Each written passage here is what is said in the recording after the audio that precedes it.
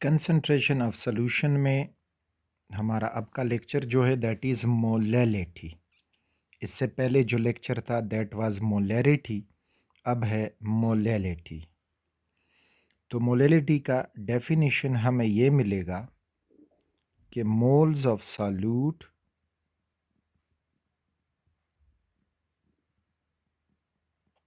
dissolved per kilogram of solvent، جبکہ مولیرٹی میں یہ تھا کہ moles of سالوٹ dissolved per letter of solution. That was for مولیرٹی، letter of solution. تو دونوں میں فرق آپ لوگ دیکھ لیں. مولیلٹی میں کلو گرام آف سالوینٹ اور مولیرٹی میں لیٹر آف سولوشن یا کیوبک ڈیسی میٹر آف سولوشن.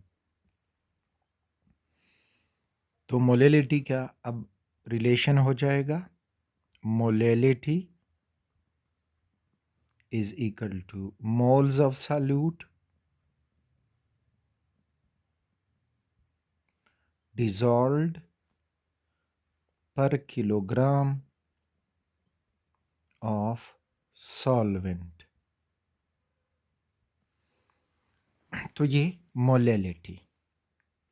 اب ریممبر، جو بھی ڈیٹا آپ کو دیا گیا ہوگا آپ نے اس کو اس فارمولے کے مطابق لگا کے ارینج کرنا ہوگا. یعنی وہ ماس دے سکتے ہیں، آپ نے اس کو مولز میں کنورٹ کرنا ہوگا. وہ گرام دیں گے تو اس کو کلو گرام میں کنورٹ کرو گے.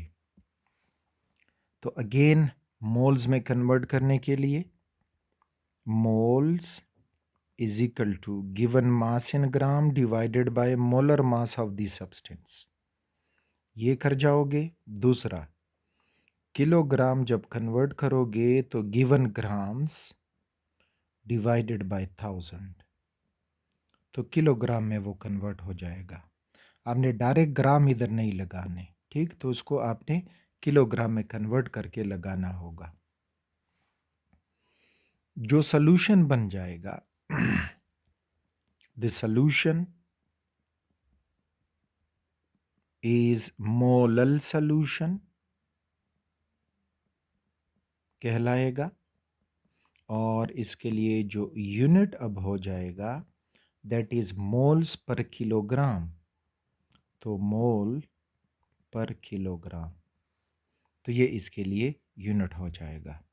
اسی طرح مولیرٹی کے لیے مولز پر لیٹر یا مولز پر ڈی ایم کیوب، اور یہاں پہ یہ ہوا. اچھا، اس کو ہم مولل سلوشن کہیں گے. یعنی فار ایگزامپل اگر ہم سے کہا جائے کہ 1 مولل، چھوٹا ایم لکھیں گے، 1 Mollen solution of sodium chloride means, کہ اس کا کیا مطلب ہے 1 Mollen solution of sodium chloride? اس کا مطلب یہ ہوگا کہ 1 مول NaCl that is 23 for sodium atomic mass, 35.5 for chlorine becomes 58.5 gram. اتنے gram sodium chloride 1 kilo gram پانی میں حل کر چکے ہیں. dissolved in 1 kilogram of water. تو اس کا مطلب یہ ہوگا. تو یہ بن جائے گا 1 مولل سلوشن. اچھا، اگر 0.1 ہو جائے، 0.1 مولل، کہ 0.1 مولل سلوشن کا کیا مطلب ہوگا؟ میں چھوٹا ایم بھی لکھتا ہوں، مولل بھی لکھتا ہوں تاکہ آپ فیملیئر ہو جائیں دونوں سے. 0.1 Mollen solution of sodium chloride. تو اس میں اب یہ ہوگا کہ 0.1 مول of sodium chloride. 1 mol 58.5 ग्राम के बराबर था. अब 0.1 मोल जब ये 110 पे डिवाइड हुआ तो ये भी 10 पे डिवाइड हो जाएगा, तो 58.5 डिवाइडेड बाय 10, तो ये हो जाएगा 5.85 ग्राम. तो 0.1 मोलल सोडियम क्लोराइड मीन्स के 5.85 ग्राम dissolved in 1 kilogram of water. तो होप कि आप जो कंसेप्ट है मैं डिलीवर करना चाहता हूँ आपके जहन में आ रहा होगा. सॉरी. अब एक एग्जाम्पल हो जाए. एग्जाम्पल ये दिया गया है, कह रहे हैं कि 4.5 gram of glucose are dissolved in 100 gram of water. Calculate the molality of the solution. Molecular mass of glucose is 180 ग्राम.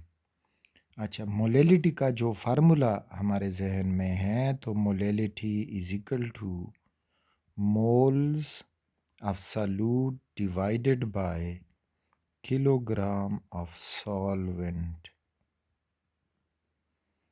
तो अब हमें ऊपर क्वेश्चन में ग्राम दिए गए हैं, मोल नहीं दिए गए, और किलोग्राम नहीं दिया गया बल्कि ग्राम दिया गया है. तो हमने कन्वर्ट करने होंगे किलोग्राम को ग्राम में और इसको मोल में. तो moles of glucose, moles is equal to given mass divided by molar mass. Given mass is 4.5 gram divided by molar mass of glucose. तो यहाँ से फाइंड करें C6H12O6 और दिया भी है. तो 180 12 छक 72 फॉर हाइड्रोजन, 12 फॉर 12 हाइड्रोजन और 72 फॉर कार्बन और 16 छक 96. तो टोटल बन जाएगा 180 ग्राम पर मोल. तो डिवाइडेड बाय 180. इसको अब जब हम डिवाइड करेंगे तो हमें मिल जाएगा 0.025 मोल. ये हुए मोल्स. अब किलोग्राम फाइंड करने हैं, तो kilogram is equal to the given gram, they are 100 gram divided by 1000. तो 2 0 0 के साथ कैंसिल होए और ये हो जाएगा 0.1 kg. अब यहाँ फार्मूले में वैल्यूज़ लगा दें. तो फार्मूलाज में जब हम वैल्यू लगा देंगे, वी विल गेट के molality is equal to moles are 0.025 and divided by 0.1 kilogram. तो आंसर मिल जाएगा 0.25 मोल per kilogram. So this is the answer for such type of numerical problems concerning the molality.